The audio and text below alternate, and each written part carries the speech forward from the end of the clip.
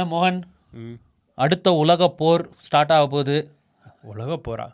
ஆமாம், Russia Ukraine problem நடந்துட்டுன்னு தெரியும். அது எங்கே உலக போருக்கு எங்கே போக போகுது? ஹலோ, ரஷ்யாவுக்கும் இதுக்கும் சம்மந்தமே கிடையாது. சம்மந்தமே இல்லாமல் இப்போ என்ன இந்தியா உலக போர் போகுது? இந்தியா எதுக்குங்க போக போகுது? உலக போர் அப்படின்ற ஒரு விஷயம் ஆரம்பிக்கிறதுக்கு மேஜராக இருக்கக்கூடிய ஒரு வல்லரசு நாடு யாரு? வல்லரசு நாடாலே எனக்கு தெரிஞ்ச ஒரே நாடு அமெரிக்கா. ஒரே நாடு அமெரிக்கா தான்.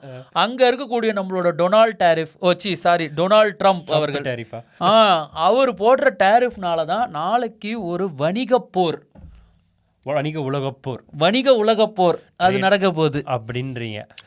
கண்டிப்பாக. ஓகே, அப்போ இன்னைக்கு மோசடி டாக்ஸ்ல நம்ம என்ன பேச போறோம்? Trade wars because of Trump அப்படின்னு நீங்கள் சொல்லலாம். ஆனால் Trump tariffs is the topic இன்னைக்கு நம்ம மோசடி டாக்ஸில் பேச போகிறது. வணக்கம் மக்களே. இன்னைக்கு கண்டிப்பாக அந்த ஏற்கனவே நம்ம ஒரு வீடியோ போட்டிருக்கோம் ட்ரம்ப் டேரிஃப். அதோட தொடர்ச்சியாக கூட இது இருக்கலாம். அது ட்ரம்ப் சோதனைகள்னு போட்டிருந்தோம். அந்த ட்ரம்ப் சோதனைகளில் கொஞ்சோண்டு நாங்கள் ட்ரம்ப் டேரிஃப் பற்றி பேசியிருந்தோம். வீடியோக்கு போகிறதுக்கு முன்னாடி நாங்கள் போடும் வீடியோக்கள் எல்லாம் உங்களுக்கு பிடிச்சிருந்துன்னா ப்ளீஸ் மோசடி டாக்ஸ்க்கு சப்ஸ்கிரைப் பண்ணுங்கள். உங்களுடைய நண்பர்கள் மற்றும் உறவினர்களுக்கு சொல்லுங்கள். ஓகே, கண்டிப்பாக. வீடியோக்குள்ளே போகலாமா? ஓகே, சொல்லுங்கள். அப்போ என்ன தான் நடந்துட்டுருக்கு? எப்படி உலக போர்? சரி, முதல்ல இது எப்படின்னா, இதுக்கு நம்ம எப்பொழுதும் போல் ஒரு எஸ்டிடி ஜியாகிரஃபிலாம் இல்லாமல் நேராக உள்ள மேட்ருக்குள்ளே போகிறோம். உள்ளே பூர்ந்து அடிக்கிறோம். என்ன அப்படின்னு? Beat around the bush. ஆமாம், don't beat around the bush. ஏன்னா இது ட்ரம்ப் ஒரு கிட்டத்தட்ட ஒரு 7 வருஷமாக எப்படி நம்ம ரமணா படத்தில் கேப்டன் சொல்லுவார்ல, இங்கிலீஷில் எனக்கு பிடிக்காத வார்த்தை சாரி அப்படின்ற மாதிரி இவர் தமிழ்ல எனக்கு பிடிக்காத வார்த்தை மன்னிப்பு, இங்கிலீஷ்ல எனக்கு பிடிக்காத வார்த்தை சாரியா.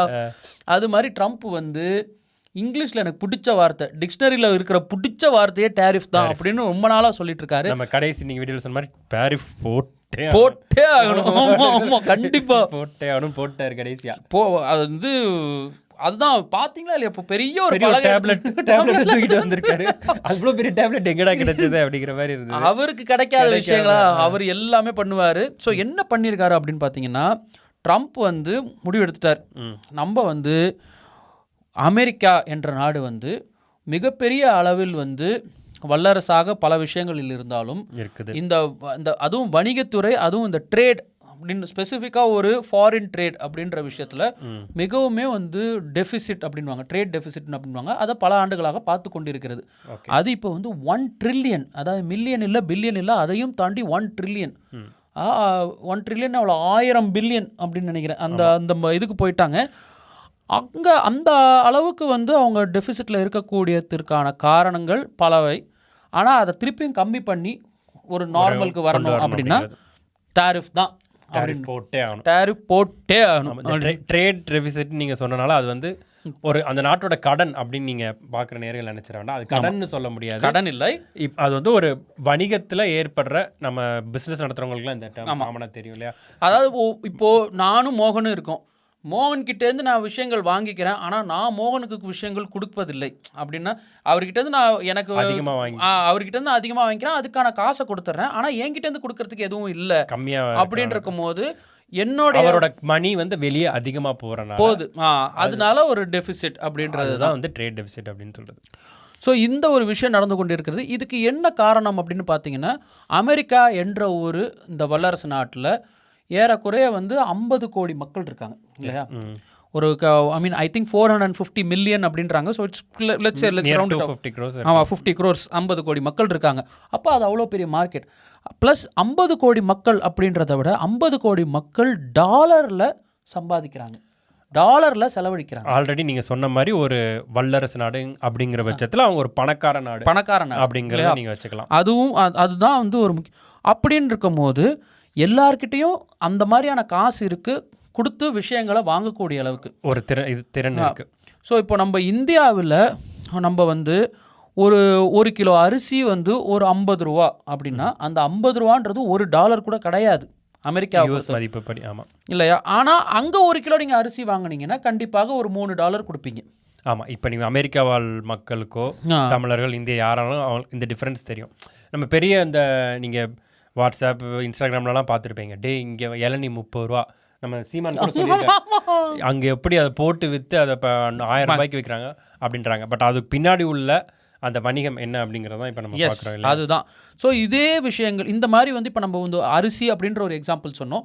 இது மாதிரி ஒவ்வொரு நாடும் வந்து தன்னுடைய நாட்டில் உற்பத்தி ஆகும் ஒரு விஷயம் இல்லை வந்து அதான் உற்பத்தி பண்ணுற ஒரு விஷயத்த வந்து அமெரிக்காவுக்கு அனுப்புகிறாங்க. ஏன்னா அமெரிக்காவில் அதை கன்சியூம் பண்ணுறதுக்கு அவ்வளோ ஆட்கள் இருக்காங்க, தேவையும் இருக்கிறது, ஆட்களும் இருக்காங்க, அவங்ககிட்ட அந்த பணமும் இருக்கிறது அதை கொடுத்து வாங்குறதுக்கு. அதாவது இவங்க என்ன சொன்னாலும் கொடுத்து வாங்குறதுக்கு. ஆனால் இவ்வளோ வருஷமாக அதை வாங்கிட்டு இருக்கிறதுனால அவங்களுக்கு அந்த ட்ரேட் டெபிசிட் ஏற்பட்டு இருக்கிறது இல்லையா, அதை வந்து திருப்பியும் கம்மி பண்ணி நாங்களும் அதை ஆப்வியஸ்லி வல்லரசு நாடு தான் இல்லைன்னு இல்லை, அதுலேருந்து போகக்கூடாதுன்றதுக்காக ட்ரம்ப் என்ன பண்ணியிருக்காரு, இந்த டாரிஃபை எப்படி அறிமுகப்படுத்தியிருக்காருன்னா இட்ஸ் அ நேஷனல் எமர்ஜென்சி. அதாவது எமர்ஜென்சின்ற வார்த்தை எப்போ ஒரு இக்கட்டான சூழ்நிலை. இப்போ ஒரு இந்திரா காந்தி வந்து 80களில் வந்து எமர்ஜென்சியான சொன்னாங்க.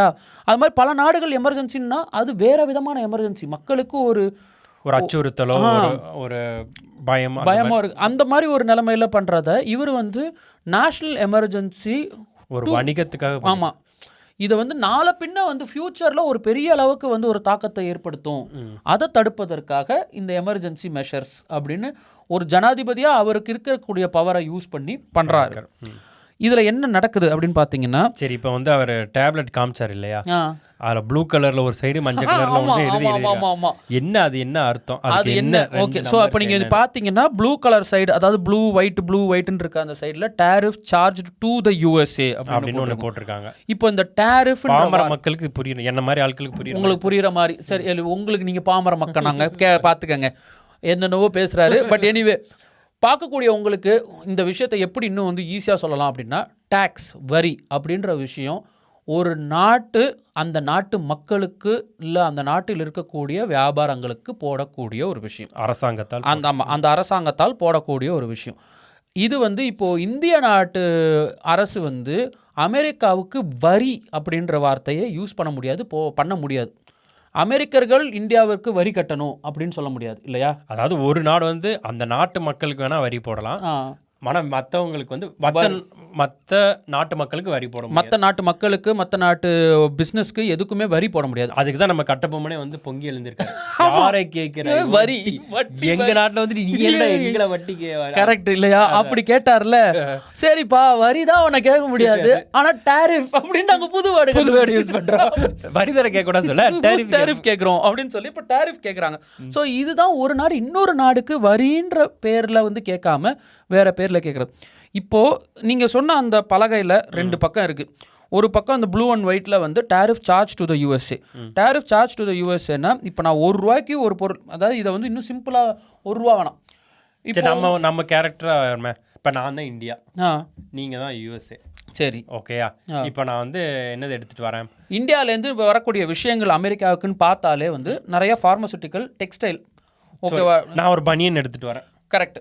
இப்போ டிஷர்ட் அந்த மாதிரி ஒரு இது வந்து ஒரு உண்மை விஷயம், ஓகேவா.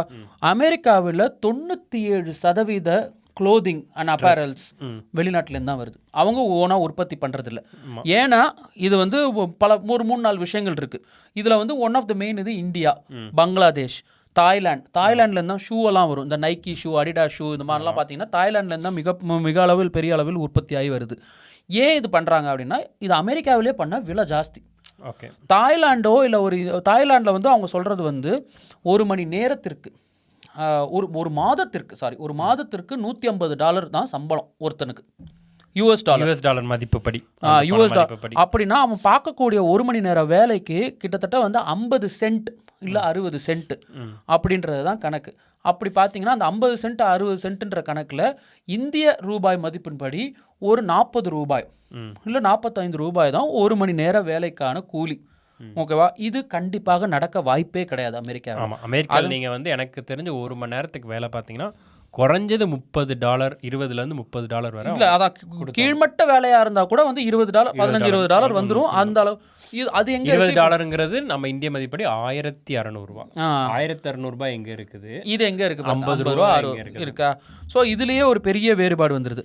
இது தவிர இல்லாமல் அமெரிக்காவில் ஒரு அந்த ட்ரெஸ் உற்பத்தி பண்ணும். இப்போ நானே உற்பத்தி பண்ணுறேன் அப்படின்னா, அதான் நீங்கள் சொன்ன கான்செப்ட் படி நீங்கள் இந்தியா, நான் அமெரிக்கா, ஓகேவா. இப்போ நான் ஒரு பனியன், நம்ம எக்ஸாம்பிள் சொல்லி நீ உங்கள் இந்தியா பனியன் எடுத்து வைக்கிறீங்க, நாங்கள் பனியன் எடுத்துகிட்டு வரேன், பனியன் எடுத்துகிட்டு இந்த பனியன் எனக்கு தயார் பண்ணுறதுக்கு எனக்கு வந்து ஒரு ₹5 இருக்குது.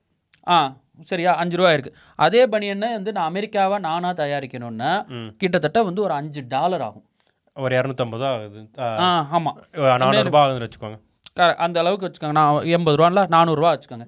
இப்போ நான் 5 ரூபாய்க்கு நீங்கள் தயாரித்த பனியனை என் ஊருக்கு நான் கொண்டு வந்து எல்லாமே அதுக்கான வந்து இது ஒரு கப்பலில் கொண்டு வரேன், இல்லை ஃப்ளைட்டில் கொண்டு வரேன், ஏதோ ஒன்று எல்லாத்தையும் சேர்த்து போட்டு பார்த்தாலே மொத்தமாக வந்து அதுக்கான விலை 5 ரூபான்றது ஒன்றுமே இல்லை. முக்கி போனால் ஒரு $1 கொண்டு வந்துடலாம், இல்லை ஒரு $2 கொண்டு வந்துடலாம். 80 ரூபாய்க்கு அதுக்கே நான் வந்து $5 போட்டு செலவு பண்ணி நான் பண்ணணும் அப்படின்றது தான் கேள்வி. அதனாலேயே இது ஒரு சின்ன ஒரு எக்ஸாம்பிள் நீங்கள் சொன்னது. இப்போ நீங்கள் இந்தியா USA அப்படின்னு சொன்னனால, நம்ம பனியன்னு சொன்னனால டக்குன்னு இது மாதிரி வந்து கார் இருக்குது, டிவி இருக்குது, ஈவன் சாப்பாட்டு பொருட்கள் இருக்குது, எத்தனையோ என்ன வேணாலும் நீங்கள் வந்து நம்ம லைஃப்பில் டே டு டேல என்ன வேணாலும் என்ன யூஸ் பண்ணுறீங்களோ அது எல்லாமே முக்கால்வாசி விஷயங்கள் யூஎஸ்க்கு எக்ஸ்போர்ட். ஆமாம், எக்ஸ்போர்ட். ஸோ யூஎஸ் இம்போர்ட் பண்ணுது. அவங்கக்கிட்ட வளம் இல்லை அப்படின்றது இல்லை, மற்ற வளங்கள் அவங்கக்கிட்ட என்னென்ன நிறையா இருக்கோ நல்லபடியாக இருக்கோ அதெல்லாம் அவங்க பண்ணுறாங்க. பட் அங்கே உற்பத்தி என்ன பண்ணணுன்னாலுமே அதற்கு விலை அதிகம். மற்ற நாடுகளோட கம்மி விலையில் உற்பத்தி பண்ணி அவங்க கொடுக்கணும் அப்படின்றது ரொம்ப கஷ்டமாக இருக்குது அவங்களுக்கு. அதனால் அவங்க வந்து இறக்குமதி பண்ணுறாங்க. அப்படி இறக்குமதி பண்ணும்போது இப்போ சைனாக்கு அந்த பலகை அவர் காமிச்சார்ல டேப்லெட்டு, அதில் 67% அப்படின்னு போட்டிருக்கு. அப்போ நீ சும்மா ஒரு இதுக்கு இப்போ இந்தியா வந்து 52%. ஓகே, இந்தியா நீங்கள் சொன்ன மாதிரி 5 ரூபாய்க்கு பண்ணுறீங்க. 5 ரூபாய்க்கு பண்ணுற அந்த விஷயத்த நீங்கள் 7.5, ஏன்னா 50% போட்டு உங்களுக்கு 7.5க்கு உங்களுக்கு விற்கிறேன். 7.5க்கு விற்கிறீங்க கரெக்டாக. 7.5க்கு நீங்கள் விற்றோன்னையும் அது திருப்பியும் கொண்டு வந்து இறக்கி எல்லாம் கொண்டு பார்த்து நான் கடைசியில் விற்கும் போது 15 ரூபா 20 ரூபான்னு ஆயிடுதுன்னு வச்சுக்கோங்க. அதை எப்படியே விற்றுக்கிறீங்க. இது மாதிரி இருக்குது. ஆனால் இப்போது நீங்கள் உள்ளே கொண்டு வரத்துக்காகவே வந்து ஒரு தொகை அந்த 52% கொடுக்கணும்னு சொல்லும் போது எதுக்கு இவ்வளோ கொடுக்கணும்? எங்களுடைய வியாபாரங்கள், அமெரிக்காவில் இருக்கக்கூடிய வியாபாரிகளோ அமெரிக்கர்களோ எதுக்கு இவ்வளோ? ஏன்னா கடைசியில் அந்த வியாபாரிகளும் அந்த கொடுக்குற காசை வந்து ஒரு கன்சியூமர் கிட்டேருந்து தான் வாங்க போகிறாங்க. கடைசியாக யார் அதை உபயோகப்படுத்த போகிறாங்களோ அந்த பனியனை அவங்க கிட்டேருந்து தான் அந்த காசை வாங்க போகிறாங்க. எதற்காக இவ்வளோ நாங்கள் கட்டணும்?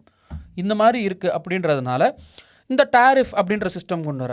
ஸோ இந்த ரெசிப்ரோக்கல் டேரிஃப்னா நீங்கள் எங்களுக்கு 52 ரூபா போடுறீங்க, 52% போடுறோம். நீங்கள் எங்களுக்கு 52, அந்த 52% நான் உங்களுக்கு திருப்பியும் 26% போடுறேன். நான் தான் உங்களுக்கு வந்து விற்கவே செய்வேன் ஒரு 52%. அதில் திருப்பி நீங்கள் என் பொருள் எடுத்து என்ன போடுவீங்க. அதுதான் கணக்கு. ஆமாம், உங்கள் பொருள் எடுத்து உங்களே போடுறது தான் ரெசிப்ரோக்கல் டேரிஃப். சூப்பராக சொன்னீங்க. இது இவ்வளோ ஈஸி தான். இதுதான் சிம்பிளஸ்ட்டு சொல்லணுன்னா மக்களே, இதுதான் உண்மை. ஸோ இதுதான் வந்து டொனால்ட் ட்ரம்ப் பண்ண பார்க்குறாரு. இது நல்லதா கெட்டதா அப்படின்ற கேள்விக்கு வருவோம். இப்போ இது நல்லதா கெட்டதானா அவரோட அமெரிக்கர்கள் இது நல்லதா கெட்டதா நீங்கள் சொல்லுங்கள். அதுக்கு முன்னி என்ன இந்த நம்பர்லாம் என்ன? அவர் நைட்டு தூங்கும்போது அவருக்கு மைண்ட் அடி வந்து சும்மா ஓகே இவர் 40 30 பிடிச்ச நாட்டுக்கெலாம் 30, பிடிக்காத நாட்டுக்கெலாம் 60 அப்படி போட்டிருப்பாங்க. இல்லை, திருப்பி அந்த பலகைக்கே போவோம். அந்த பலகைக்கு போனீங்கன்னா சைனா 67% போட்டிருக்காங்க, இங்கே 34, 39 யூரோப்பியன் யூனியன் வந்து அவங்க சார்ஜ் பண்ணுறது. ஸோ இப்போ நீங்கள் பேசிகிட்டு இருந்த எல்லா விஷயமே அதான். 5 ரூபாய்க்கு பனியன் பண்ணுறீங்க, 7,000 ரூபாய்க்கு கொடுக்குறீங்க, ஏன்னா 52% இந்தியா. இந்த பக்கம் பார்த்தீங்கன்னா இப்போது டேரிஃப் என்ன சார்ஜ் பண்ண போகிறாங்க? 26%. இது பார்த்தாலே உங்களுக்கு கிளியராக தெரியும், இதில் அரை, ஆல்மோஸ்ட் ஹாஃப். அதாவது உங்களுக்கு இந்த அவங்க வந்து டேரிஃப் அப்படின்னு வந்து போடுறாங்க இல்லையா? இப்போ இந்தியா வந்து இப்போ டேரிஃப்ன்ற விதத்தில் நான் இதை வந்து உங்களுக்கு ஏற்றுமதி பண்ணணுன்னா இவ்வளோ காசு ஆகும். அது வந்து ஆக்சுவலாக காஸ்ட் ப்ரைஸோட பார்க்கும்போது எக்ஸ்ட்ரா 52% அப்படின்ற போது உங்கள் பொருள் எடுத்து உங்களே போடுறேன்னு சொன்னீங்களே, உங்கள் ஃபுல் பொருள் வேணால் பாதி கொடுத்துருங்க அப்படின்னு ரஜினி சொல்கிற மாதிரி பாதி அதில் பாதி எனக்கு கொடுத்துரு அப்படின்றாரு. அதுதான் வந்து இந்த பக்கம் இருக்கக்கூடியது. ஸோ இது வந்து எப்படி இதுக்கு பின்னாடி இருக்கக்கூடிய மேக்ஸ் அப்படி என்னன்னு பார்த்தீங்கன்னா, இந்த 52%, 67% இதெல்லாம் எப்படி அவங்க கண்டுபிடிச்சிருப்பாங்க, எப்படி அவங்களுக்கு தெரியும் அப்படின்ற அந்த ஒரு இதுக்கு வருவோம். ஸோ இப்போ முதல்ல பேசிகிட்டு இருந்தோம் இல்லையா, அந்த trade deficit and trade surplus அப்படின்னு. இப்போ இந்தியா வந்து அமெரிக்காவுக்கு ஏற்றுமதி பண்ணக்கூடிய விஷயங்களால் அவங்களுக்கு ஒரு ட்ரேட் சர்ப்ளஸ் இருக்குது. இந்தியாவிற்கு ட்ரேட் சர்ப்ளஸ் இருக்குது. இந்தியா வந்து அதிகமாக வந்து அதாவது அவங்க அமெரிக்கா கிட்டேருந்து வாங்குறதோட அவங்க அமெரிக்காவுக்கு அனுப்புறது அதிகமாக இருக்குது இந்தியாவிற்கு. அப்படின்ற போது அந்த ட்ரேட் சர்ப்ளஸ் மூலமாக கிட்டத்தட்ட $750 பில்லியன் இந்தியாவுக்கு வருது. இதுதான் அவங்களோட ட்ரேட் சர்ப்ளஸ். ஸோ இப்போ அவங்க அந்த ட்ரேட் சர்ப்ளஸ் பார்க்குறாங்க, டோட்டல் ட்ரேடை பார்க்குறாங்க. ஓகே, டோட்டல் ட்ரேட் எவ்வளோ பண்ணுறாங்க அப்படின்னு பார்க்குறாங்க. அதில் இவங்களுக்கு இந்த ட்ரேட் சர்ப்ளஸ் எவ்வளோ வருதுன்னு பார்க்குறாங்க. இதை ரெண்டுத்தையும் வந்து சப்ட்ராக்ட் பண்ணி அதை பை 2 பண்ணி தான் இந்த ஒரு பர்சன்டேஜை கொண்டு வராங்க முதல்ல ஃபர்ஸ்ட். இது அவங்களோட சாரி, இந்த டிஃபரன்ஸை கால்குலேட் பண்ணி அதில் எவ்வளோ பர்சன்டேஜ் இருக்குன்னு கொண்டு வராங்க. அந்த பர்சன்டேஜை பை 2 பண்ணி தான் இப்போ இந்த ரெசிப்ரோக்கல் டாரிஃப் அப்படின்றாங்க. இது என்னடா மேக்ஸ் அப்படின்னு நிறைய நாடுகள் கேட்டிருக்கு. இதனடா 6ஆம் கிளாஸ் படிக்கிறவன் போடுற மாதிரி ஏதோ ஒரு குத்து மதிப்பா வந்து ஏதோ a² + b² இந்த விவேக் சொல்ற மாதிரி 2bc ஓகே ஒரு 2500 அப்படின்ற மாதிரி அந்த மாதிரி ஒரு கணக்கா இருக்கேடா, இதுல ஒரு இதுவே இல்லையே அப்படின்ற மாதிரி இருக்காங்க. பட் நாடுகள் இதை வந்து எந்த ஒரு நாடுமே வந்து வரவேற்கவும் இல்லை, ஒற்றுக்கொள்ளவும் இல்லை. இப்போதைக்கு அப்படிதான் வந்து இருக்கு. இது ஏறக்குறைய வந்து ஒரு 90 நாடுகள் 100 நாடுகள்னு சொல்லலாம். அவருக்கு ஒயிட் ஹவுஸோட வெப்சைட்டில் போனாலே, ஒயிட் ஹவுஸ் வெப்சைட்டில் போய் இந்த ரெசிப்ரோக்கல் டாரிஃப்ஸ்க்காக கொடுத்துருக்கிற டாக்குமெண்டேஷன் பார்த்தாலே அதில் அனெக்ஸ் 1 அப்படின்னு இருக்குது. அந்த அனெக்ஸ் 1ல் கிட்டத்தட்ட 60 நாடுகள் உட்பட யூரோப்பியன் யூனியனும் இருக்கிறது. இப்போ இந்த யூரோப்பியன் யூனியன் எடுத்துக்கிட்டிங்கன்னா அதில் இன்னொரு 30 நாடுகள் அப்படின்னு வச்சுக்கோங்க. அதாவது ஏறக்குறைய ஒரு 90 நாடுகளுக்காக இதெல்லாம் போட்டிருக்காங்க. இதில் முக்கியமான விஷயம் பார்த்தீங்கன்னா சில நாடுகளுக்கு விட்டுட்டாங்க இல்லையா, இல்லை சில நாடுகளில் வந்து விட்டுருக்காங்க. நார்த் கொரியா இல்லை, ஈரான் இல்லை, ரஷ்யா இல்லை. ரஷ்யாவுக்கு மிகப்பெரிய அளவில் அது ஒரு தடையை போட்டு வச்சுருக்காங்க. மற்ற நாடுகள் இப்போ ஆஸ்திரேலியா, யுனைடெட் கிங்டம் எல்லாருக்கும் 10%. இது பேஸ் லைன் அப்படின்றாங்க. பேஸ் லைன் எவனா இருந்தாலும் மினிமம் 10%, 10 ரூபா கொடுத்துட்டு உள்ள வந்துக்கோ. இது என்னென்னா இது அகேன் வந்து இதில் தான் வந்து வணிக ரீதியாக பார்த்தீங்கன்னா ஆஸ்திரேலியாவில் ஒரு டாலர் அது அமெரிக்க டாலரோட கிட்டத்தட்ட ஒட்டு போகுது. ரொம்ப ஒத்து போகிறது இல்லை, பட் இல்லை இப்போ நம்ம பேசிட்டு இருந்தோம்ல அந்த பனியன் செய்யறதுக்கான கூலி ஏறக்குறைய ஒரே மாதிரி தான் ஆகும். அங்கே எவ்வளோ ஆகுதோ அதே அளவுக்கு ஒரு இந்தியாவிலோ இல்லை ஒரு தாய்லாந்திலோ பண்ணுறதுக்கும் இங்கே நம்ம பண்ணுறதுக்கும் அப்படின்ற அந்த ஒரு விஷயம் வருது. ஸோ அதுலனால தான் வந்து இந்த 10% பேஸ் லைன் அப்படின்ற மாதிரி வச்சுருக்காரு. இது தாண்டி இதெல்லாம் நடக்குது, இதெல்லாம் ஒரு பக்கம் நடக்குது. இதனால் வந்து நாளைக்கு என்ன நடக்க போகுது யூஎஸில் அப்படின்றது, இது வந்து நம்ம இப்போ சரியா தவறா அப்படின்ற கேள்வி ஆப்வியஸாக எல்லா நாடுகளும் தவறு. ஆமாம், எல்லாருமே பார்த்தீங்கன்னா ரொம்ப பேர் கொந்தளிச்சிருக்காங்க. நம்ம நாட்டு வந்து இது எதிர்ப்பு தெரிவிச்சிருக்காங்க. யூரோப்பியன் யூனியன்லாம் பயங்கரமான எதிர்ப்பு தெரிவிச்சிருக்காங்க. ஏன் அவங்களோட ஃப்ரெண்டு நாடான நம்ம ஆஸ்திரேலியாவே வந்து எல்லாருமே தெரிவிச்சிருக்காங்க. அவர் சொல்லும் போதே வந்து இந்த Modi is my friend only, but he is charging 52%. So நம்ம 26% அது மாதிரிலாம் வந்து சொல்கிறாங்க. ஸோ எதிர்ப்புங்கிறது எல்லா திசையிலேருந்தும் வருது. இப்போ இங்கே ஆஸ்திரேலியாவிலிருந்து நாங்கள் பேசி கொண்டு இருக்கிறோம். ஆஸ்திரேலியாவில் இருக்கக்கூடிய பிரதமர் பார்த்தீங்கன்னா ஆந்தனி ஆல்பனீஸியும் சொன்னார் 1% கூட இருக்கக்கூடாது, ரெசிப்ரோக்கல் டாரிஃப் ஷுட் பி 0 அப்படின்னு இருக்காரு. அதுக்கு மேலே ஒன்றுமே ஒரு பேச்சே கிடையாது அப்படின்றது. இதெல்லாம் ஒரு ஃப்ரெண்டு பண்ணுற விஷயம் இல்லை கிடையாது அப்படின்ற.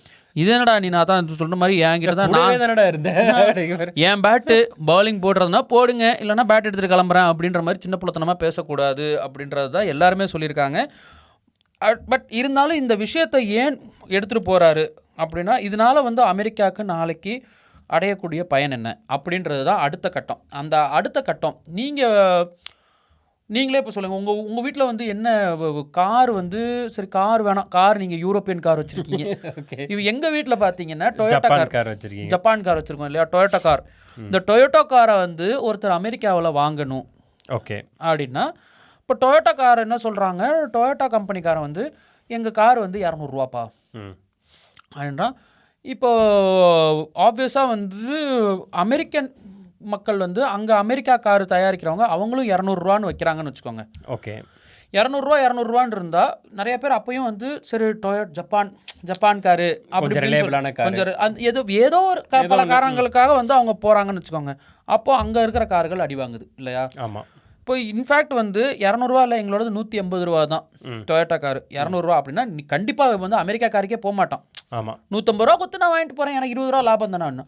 இப்போ இந்த மாதிரி டாரிஃப் அடிக்கிறதுனால அந்த கார் வந்து 210 ரூபாயோ 220 ரூபாயோ ஆகுது ஒரு டொயோட்டா கார். ஏன்னா உள்ளே வர்றதுக்கு பாதி காசு பிடிங்கி விட்டுறதுனால அந்த மார்ஜின் வந்து கொஞ்சம் அதிகமாக ஆகுது. அதனால இப்போ 200 ரூபா 210 ரூபான்னு தான் வித்தாகணும் கடைசியில். அப்போ என்ன ஆகும், அமெரிக்காக்கார நான் 200 ரூபாய்க்கே வாங்கிக்கிறேன் அப்படின்னு போவாங்க. ஆமாம், அதுதான் நடக்கணும்னு எதிர்பார்க்குறாரு இப்போ வந்து ட்ரம்ப். இல்லை சாரி, நீங்கள் இது இன்னொரு விதம் மக்கள் வாங்குறதோட இன்னொரு விதமாக ஜப்பான் காரங்க வழியாக பார்க்கும்போது சரி நான் இது வரைக்கும் ஒரு 52% லாபத்தில் நான் யூஎஸில் தள்ளிட்டு இருந்தேன். இப்போ நீ அதில் பாதி வாங்கிடுற, அந்த மிச்ச பாதி ப்ராஃபிட் எனக்கு கட்டுப்படி ஆகுமா அப்படிங்கிறது யோசிப்பாங்க. கண்டிப்பாக கட்டுப்படி ஆகாதுன்னா நான் எதுக்கு உன்கிட்ட வந்து வைக்கணும், நான் வேற எங்கேயாவது போய் வித்துட்டுக்கிறேன். கண்டிப்பாக அப்படிங்கிற அது மாதிரி தான் யூரோப்பியன் யூனியன் சொல்கிறாங்க. நீங்கள் இல்லைன்னா என்ன, எங்களுக்கு ஏகப்பட்டவர் இருக்காங்க, எல்லாம் வேற எங்கேயாவது போய் வித்துக்கிறோம் அப்படிங்கிறது. வாங்குறதுக்கு ஆள் இருக்குது, எங்களுக்கு ஒரு பிரச்சனையும் இல்லை. இன்னொரு விஷயம் இல்லை, எங்களுக்கு அமெரிக்கா வேணும் அப்படின்னா இப்போ டொயோட்டா காரே என்ன பண்ணியிருக்காங்கன்னா, ஒரு கட்டத்தில் இது என்ன ஆயிருக்குன்னா, டொயோட்டா வந்து சரி நான் உங்கள் ஊர்லேயே வந்து ஃபேக்ட்ரி போட்டுக்கிறேன், உள்ளே வந்து நான் உள்ளே வந்து ஃபேக்ட்ரி போட்டுறேன், உள்ளேயே தயாரிக்கிறேன், அப்போ நான் டேரிஃப் கட்ட தேவையில்ல, உன் ஊருக்காரனுக்கு தான் வேலை கொடுக்குறேன். இதுவும் நடக்கலாம் அப்படின்றதுக்காக தான், இதுவும் நடக்கலாம் இல்லை நடக்கணும் அப்படின்றதுக்காக தான் இப்போ ட்ரம்ப் வந்து டேரிஃப் போடுறது. ஓகே, ஒன்று நம்ம ஊரில் இருக்கிற விஷயங்கள் உற்பத்தி ஆகணும், மேட் இன் அமெரிக்கா மேட் மாதிரி தான் எல்லாம் அமெரிக்கன் மேட் இன் அமெரிக்கா ஆகணும் அப்படின்னு சொல்கிறார். இதனால் நாளைக்கு என்ன நடக்கக்கூடும், இதுதான் வந்து நம்ம கடைசியாக பார்க்க போகிற இந்த விஷயம். இதனால எப்படி நம்ம ஃபர்ஸ்ட் சொன்ன அந்த விஷயம், இதனால எப்படி ட்ரேட் வார் அப்படின்றது எப்படி வரப்போகுது அப்படிங்கிறது தான். ஸோ இதில் என்ன நடக்கும் அப்படின்னு பார்த்தீங்கன்னா, அடுத்தது என்னுடைய ஒரு தனிப்பட்ட முறையில் நான் சொல்கிறது என்னென்னா, நாளைக்கு வந்து அமெரிக்காவில் கண்டிப்பாக இன்ஃப்ளேஷன் அப்படின்ற ஒரு விஷயம் வரப்போகுது. இதில் என்ன பிரச்சனைன்னா, இந்த இன்ஃப்ளேஷன் வந்து ஒரு தனிப்பட்ட ஒருத்தனை பாதிக்குது அப்படின்னா அது வேற விஷயம், இல்லை ஒரு தனிப்பட்ட ஒரு கம்யூனிட்டியை பாதிக்குதுன்னா வேற விஷயம். மொத்த நாட்டையும் பாதிக்கும் போது நாடே கொந்தளிக்கும். கண்டிப்பாக இந்த நாடு கொந்தளிக்கும், உள்ள ஒரு அண்ட்ரஸ்ட் ஆகும் இல்லையா. இதை வந்து அடுத்த கட்டத்துக்கு ஃபோர்ஸ் பண்ணுறதுக்கு இவர் ஏதாவது ஒரு விஷயத்த பண்ணி ஆகணும். ஆமாம், மற்ற நாடுகளோட ஃபோர்ஸ் பண்ணி ஆகணும், நீங்கள் வந்து பண்ணி தான் ஆகணும், இல்லைன்னா நாங்கள் இதை கட் பண்ணுவோம் அதை கட் பண்ணுவோம், அடுத்த விஷயங்கள் நீங்கள் வந்து உங்களை இறக்குமதியே பண்ண விட மாட்டோம், நாங்களும் உங்களுக்கு கொடுக்க மாட்டோம் அப்படிங்கிற மாதிரி நெக்ஸ்ட் லெவலில் போய் நிற்கும். ஸோ அப்போ அந்த கட்டத்துக்கு போகும்போது அப்போ தான் விரிசல்கள் இன்னும் பெருசாகும். அந்த விரிசல்கள் பெருசாக தான் வந்து இப்போ யூரோப்பியன் யூனியனே வந்து எவ்வளோ பெரிய ஒரு சப்போர்ட்டாக இருந்தவங்க தான். யூஎனில் இருக்கிறதே ஒரு 4-5 கண்ட்ரி இவங்க தான் சேர்ந்து எல்லாம் பண்ணிட்டு இருக்காங்க. அப்போ அதுவே ஒரு பங்கு பிரிஞ்சு போகுதுன்னா ஆமாம், பெரிய ஒரு அடிவாங்க இருக்கும் இல்லையா. அந்த மாதிரி ஒரு சமயத்தில் தான் இந்த போர், எப்படி இந்த போர் திருப்பி உள்ளே வரும்னா 2-3 விதத்தில் வரலாம். ஒன்று வந்து அமெரிக்கர்களே போர் துவக்கலாம், இல்லை இவங்க வந்து இப்போ வீக் ஆறாங்க அப்படின்னு வந்து இவனுங்களுக்கு வந்து வச்ச பகை வைக்காத பகைன்னு தான் எக்கச்சக்கமா இருக்கு அமெரிக்காவுக்கு தான். தொட்டடெல்லாம் வந்து பிரச்சனை தான். ஏன்னா அமெரிக்காவும் என்னன்னா வந்து எல்லா இடத்துலையுமே எங்க பிரச்சனை நடந்தாலும் போய் பஞ்சாயத்து பண்றது அமெரிக்கா. பஞ்சாயத்து கண்டிப்பா, ஏன்னா அப்படி பஞ்சாயத்து பண்ணி தான் அந்தந்த இடங்களிலே ஒரு உரிமையை வந்து கொண்டாடுறாங்க இவங்க. உங்களுக்கு நாங்கள் பஞ்சாயத்து பண்றோம். Even to the small extent Tibet மாதிரி ஒரு நாட்டில் வந்து சைனாவோட உங்களுக்கு பிரச்சனை, நாங்கள் வந்து உங்களுக்கு பஞ்சாயத்து பண்ணுறோம், உங்களுக்கு நாங்கள் உங்கள் மக்களுக்கு நாங்கள் அசைலம் தரோம் அப்படின்னு சொல்லி டிபெட்டியன் வந்து மக்களை வந்து கொண்டு வந்து உக்ரைனுக்கும் கிட்டத்தட்ட அமெரிக்காவில் உட்கார வச்சாங்க. அப்படி நான் உங்களுக்கு அசைலம் கொடுக்குறேன்னா நான் உன் விஷயத்தில் வந்து தலையிடுவேன். அது நான் அவங்க எல்லாமே ஒரு ஆதாயம் இல்லாமல் பண்ணுறது கிடையாது இல்லை. அப்படி இருக்கும் போது இப்போ இவன் வீக் ஆனானா அப்போ எல்லா நாட்டுக்கும் வந்து அது ஒரு இது தானே, இது வீக் ஆறான் இப்போ அடிக்கலாம் அப்படின்னு. இந்த ஒரு விஷயத்துல தான் ஒரு வணிக உலக போர் நடக்க ஒரு பெரிய வாய்ப்பு இருக்குது அப்படின்னு நம்ம நினைக்கிறோம். பட் இதெல்லாம் என்னதான் நம்ம சொன்னாலும் எப்படி இது அடுத்தடுத்த கட்டம் ஆகுதுன்னு அந்தந்த நாட்டு தலைவர்களும் அவங்க எடுக்கிற முடிவுகள் அதை பொறுத்து தான் இருக்குது. ஆனால் இன் ஜென்ரல் இதை யாரும் பாசிட்டிவாக பார்க்கல. பட் இதோட ரிஃப்ளெக்ஷன் என்ன இருக்க போது, நம்மளோட ஜாப் பாதிக்கப்படுமா, எல்லாமே பாதிக்கப்பட வாய்ப்பு இருக்குது. அது எப்படி நடக்குங்கிறத நம்ம பொறுத்திருந்து தான் பார்க்கணும் இல்லையா. எஸ். ஸோ இந்த வீடியோ உங்களுக்கு பிடிச்சிருக்கும்னு நினைக்கிறேன். இதில் ஏதாவது உங்களுக்கு ஃபீட்பேக் கமெண்ட் நாங்கள் ஏதாவது இம்ப்ரூவ் பண்ண நினச்சிங்கன்னா கமெண்ட் செக்ஷனில் கண்டிப்பாக போடுங்க. மறக்காமல் மோஸ்ட்லி டாக்ஸுக்கு சப்ஸ்கிரைப் பண்ணிடுங்க. See you in the next video. Bye guys.